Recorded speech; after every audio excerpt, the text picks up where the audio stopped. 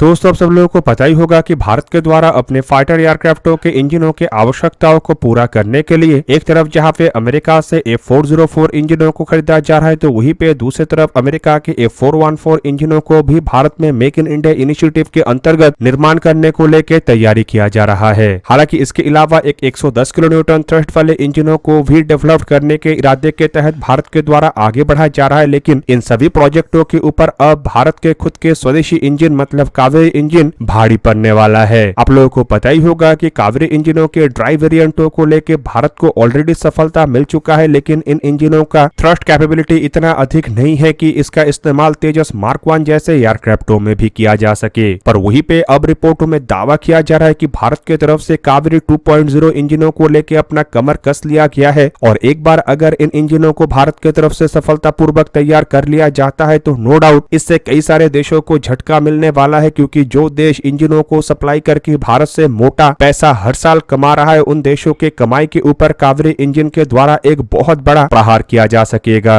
दोस्तों, मीडिया रिपोर्टों में दावा किया जा रहा है कि ड्राई कावेरी इंजनों के बेस पे जो डेरिवेटिव वर्जनों को भारत की तरफ से तैयार किया जाना है, असल में उसमें केवल मात्र एक नया आफ्टर बर्नर सेक्शन को ही नहीं जोड़ा जाएगा, बल्कि इसके साथ साथ इन डेरिवेटिव वर्जन का जो वेट है वो भी काफी कम होगा। आप लोगों के जानकारी के लिए ये भी बता दूं कि इन डेरिवेटिव वर्जनों को तैयार करने को लेकर DRDO काफी अधिक मोटिवेटेड भी है, और एक तरीके से ये भी कहा जा रहा है कि इन डेरिवेटिव वर्जन में केवल मात्र डिजाइन को ही इम्प्रूव नहीं किया जाएगा, बल्कि इसके साथ साथ कई तरीके के और भी चेंजेस आएगा, और इवन इसके जो इनिशियल प्रोटोटाइप है उसके मुकाबले में इन इंजनों का वजन काफी हद तक कम होगा। अब दोस्तों, फिलहाल जो कावेरी इंजनों को भारत के द्वारा टेस्ट किया जा रहा है उसका वजन करीबन 1235 किलोग्राम है, तो वहीं पे डेरिवेटिव वर्जनों के वजन को कम करके करीब करीब 1180 किलोग्राम तक किया जाएगा। हालांकि कावेरी इंजनों के अगर इनिशियल वर्जनों को देखा जाए तो तब इसके प्रोटोटाइपों का वजन करीब करीब 1400 किलोग्राम तक था। मतलब करीब करीब इन इंजनों के वजन में 165 किलोग्राम यहाँ पे ऑलरेडी कमी किया जा चुका है, तो वहीं पे आने वाले समय में इसमें और 55 किलोग्राम कमी किया जाएगा, जिससे कि नो डाउट इंजनों के thrust to weight ratio improve होगा।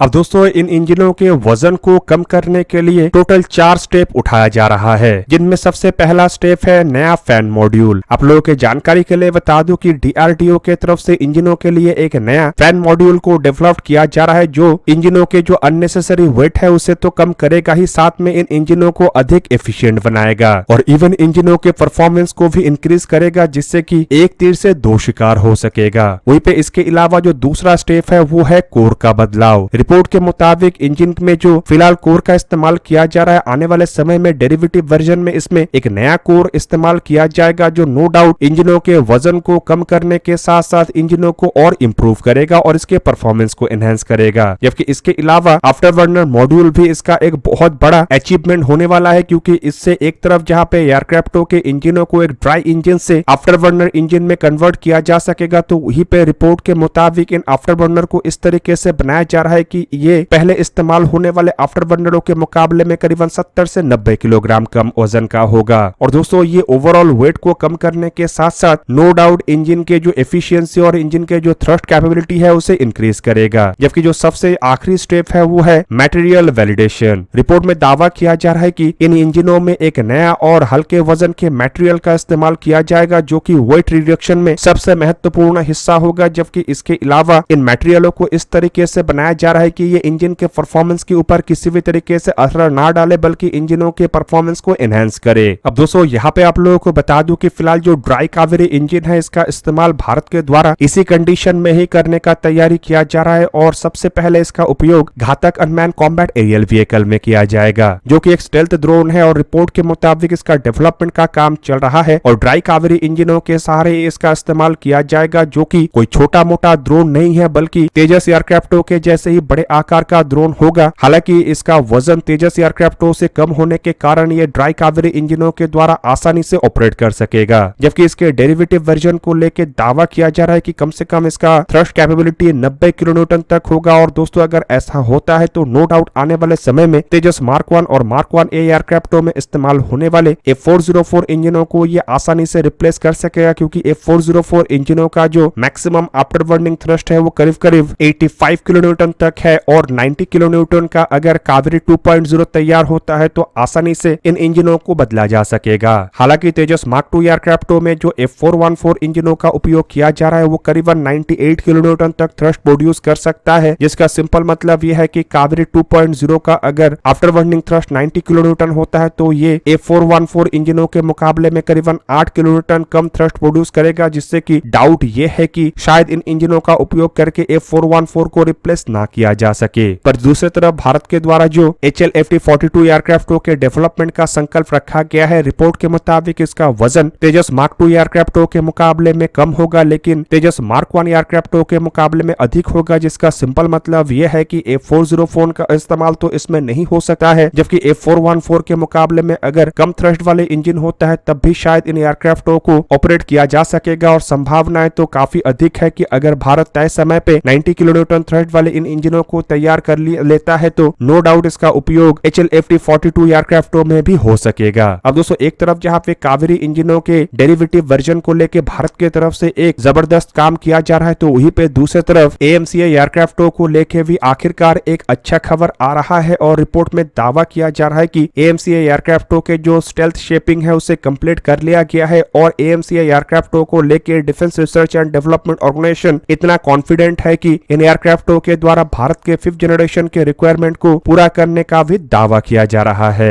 बेसिकली दोस्तों defence research and development organisation के चेयरमैन और DDRND के secretary doctor Sameer V Kamat के तरफ से हाल ही में ही जानकारी दिया गया है कि DRDO के अंडर काम करने वाले एरोनॉटिकल डेवलपमेंट एजेंसी के तरफ से AMCA एयरक्राफ्टों को लेके हाल ही में ही एक बड़ा अचीवमेंट हासिल किया गया है और ये अचीवमेंट है इन एयरक्राफ्टों के स्टेल्थ शेपिंग को कंप्लीट करना। डॉक्टर समीर वी कामत के तरफ से ये भी बताया गया है कि स्टेल्थ शेपिंग के द्वारा एयरक्राफ्टों को इस तरीके से तैयार किया जा रहा है कि ये मिनिमम रडार क्रॉस सेक्शन का हो, मतलब इंडिया के जो स्टेल्थ एयरक्राफ्टों के रिक्वायरमेंट है उसे पूरा कर सके। डॉक्टर समीर वी कामत के तरफ से ये भी कंफर्म किया गया है कि AMCA एयरक्राफ्टों के जो डिजाइन है वो बेसिकली एयरक्राफ्टों के 70% स्टेल्थ के आवश्यकताओं को जहां पे पूरा करेगा, तो वहीं पे बाकी 30% स्टेल्थ इन एयरक्राफ्टों में इस्तेमाल होने वाले मटेरियल के ऊपर डिपेंड कर रहा है। और AMCA एयरक्राफ्टों को जिस तरीके के स्टेल्थ एयरक्राफ्ट में तब्दील करना है उसके लिए DRDO के द्वारा कई तरीके के मटेरियलों का डेवलपमेंट किया गया है और इन मटेरियलों में radar absorbent material basically radar signature को जहां पे मिनिमाइज करता है, तो वहीं पे इंफ्रारेड रिड्यूसिंग मटेरियल जो है वो असल में एयरक्राफ्टों के जो हीट एमिशन है उसे मैनेज करता है। हालांकि इसके अलावा भविष्य में इन एयरक्राफ्टों में रडार एब्जॉर्बिंग स्ट्रक्चर का भी इस्तेमाल किया जाएगा, जो कि असल में एक बहुत ही क्रूशियल स्टेप है जो एयरक्राफ्टों के स्टेल्थ फीचर को और इंक्रीज करेगा। डॉक्टर समीर वी कामत के तरफ से यह भी कंफर्म किया गया है कि किस तरीके से एयरक्राफ्टों के मटेरियल को स्टेल्थ फीचर के लिए डिजाइन किया गया है और किस तरीके से इसे लगातार टेस्ट करने के साथ साथ रडार क्रॉस सेक्शन को मेजर भी किया जा रहा है और फाइनल AMCA के शेपिंग में इन सभी डेटा का उपयोग किया गया है। और इतने सारे प्रोसेस के बाद फाइनली एरोनॉटिकल डेवलपमेंट एजेंसी के तरफ से AMCA एयरक्राफ्टों के स्टेल्थ शेपिंग को फाइनलाइज कर लिया गया है, जो कि एयरक्राफ्टों के प्रोटोटाइपों को तैयार करने के तरफ भारत का और एक बड़ा कदम होगा। यहाँ पे आप लोगों की जानकारी के लिए बता दूं कि ऑलरेडी AMCA एयरक्राफ्टों के लिए कैबिनेट कमेटी ऑन सिक्योरिटी के द्वारा अप्रूवल दिया जा चुका है, जिसके बाद आशा किया जा रहा है कि सितंबर महीने तक इन एयरक्राफ्टों के मेटल कटिंग सेरेमनी को अंजाम दे दिया जाए। और दोस्तों अगर ऐसा होता है तो आशा किया जा रहा है कि इसके 3 साल के बाद एयरक्राफ्टों के रोल आउट और 1 साल के बाद एयरक्राफ्टों के फर्स्ट फ्लाइट को अंजाम दिया जा सकेगा। हालांकि वहीं पे कुछ रिपोर्टों में यह भी दावा किया जा रहा है कि एयरक्राफ्टों में कई तरीके के क्रिटिकल और एडवांस कंपोनेंटों का इस्तेमाल किया जा रहा है, जो कि अब तक भारत के द्वारा कभी अपने एयरक्राफ्टों में इस्तेमाल नहीं किया गया, जिन वजह से इन कंपोनेंटों के टेस्टिंग और वैलिडेशन के लिए शायद थोड़ा अधिक समय लग सकता है। और इवन कुछ मीडिया रिपोर्टों में यह तक दावा किया जा रहा है कि शायद भारत को प्रोटोटाइपों को निर्माण करने के लिए और 18 से 20 महीने तक का इंतजार करना पड़े। पर जिस तरीके से DRDO के द्वारा AMCA एयरक्राफ्टों के स्टेल्थ फीचर को लेकर काम किया जा रहा है और जिस तरीके से एक के बाद एक आधुनिक मटेरियल और कंपोनेंटों को तैयार किया जा रहा है, उसे देखते हुए तो यही लग रहा है कि AMCA एयरक्राफ्ट अगर साल 2035 तक भी तैयार होता है तब भी ये तब के सबसे एडवांस और सबसे अधिक स्टेल्थ एयरक्राफ्ट होगा। दोस्तों आप लोगों को क्या लगता है कि ये जो डिले है ये AMCA एयरक्राफ्टों के एडवांसमेंट के ऊपर क्या बहुत बड़ा असर डालेगा या नहीं? कमेंट करके अपने राय अवश्य दीजिए। दोस्तों आज के इस वीडियो को यहीं पे ही करते समाप्त। किसी और एक दिन किसी और एक वीडियो में मिलेंगे, तब तक के लिए जय हिंद, वंदे मातरम।